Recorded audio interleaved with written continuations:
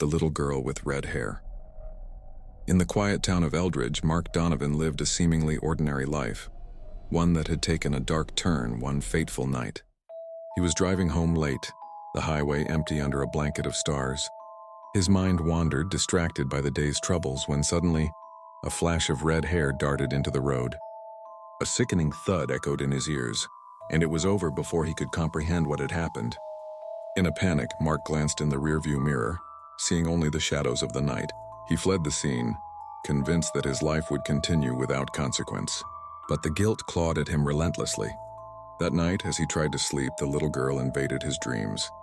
Her bright red hair glowed like embers in the dark, and her wide, innocent eyes filled with sorrow. She stood before him silent, but her gaze screamed for justice.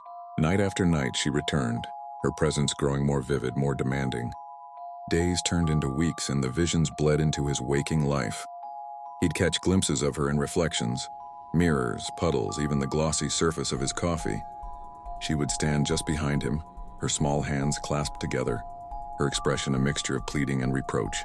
Mark tried to drown her out with distractions, work, friends, alcohol, but nothing worked.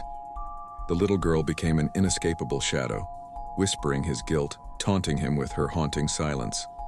He began to isolate himself, fear and paranoia creeping into his mind.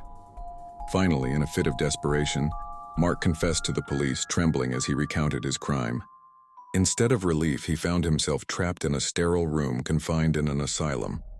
The padded walls echoed with his madness, a place where reality blurred and the little girl was always with him. "Why did you leave me?"